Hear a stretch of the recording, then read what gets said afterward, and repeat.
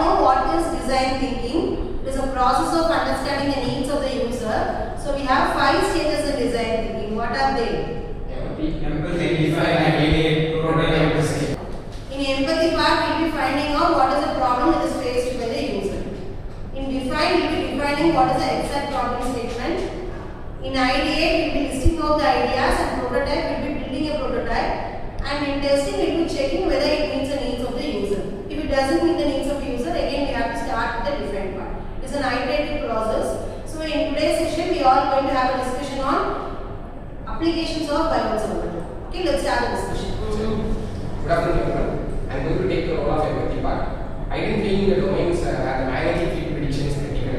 Electrical engineers designing the inductors and the transformers, and electronics engineers working on PCB parts, and biomedical engineers works on MRI design. Power system engineers working on transmission lines. Now we call Varunaditya to continue the discussion. Myself, Varunaditya. I am take upon second stages of design thinking. Define is nothing but defining a problem from empathy. Here translate user need engineering problem, that is how to compute magnetic field distribution with arbitrary conductor geometries, how to minimize electromagnetic interference in a compact circuit, and how to design a coil with the desired magnetic field intensity and uniformity. These problems are fundamentally related on Biot-Savart Law, and these problems are related to current elements to electromagnetic contributions. Next stages will be explained by our case.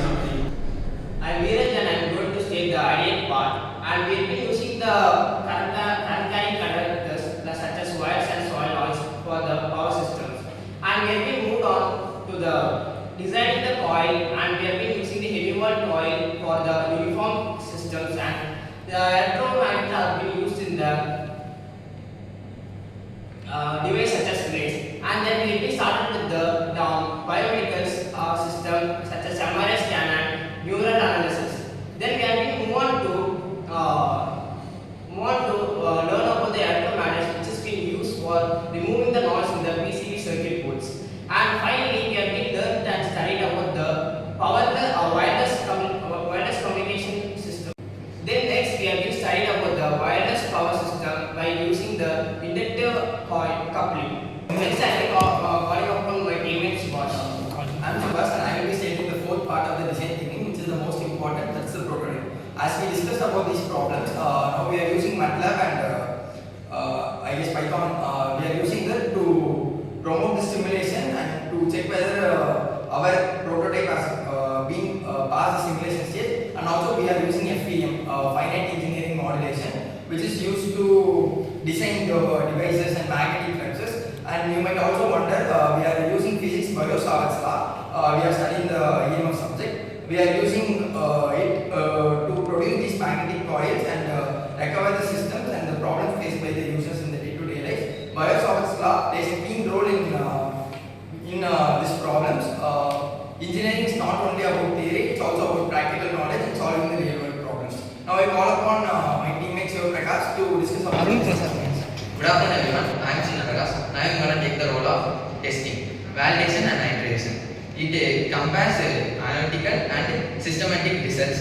It validates the experimental measurements and it also optimizes the parameters. Matrices, EMI reduction, field accuracy, uniformity and energy efficiency. So we all had a detailed discussion on applications of Biot-Savart Law.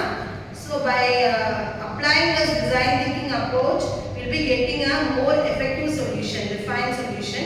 And this design thinking is one which act as a bridge between this electromagnetics and real world problems. So it overcomes the problem. By applying the design thinking approach, we can easily define the problems that is faced by the real-time world. So it acts as a bridge between the electromagnetics and real-time world.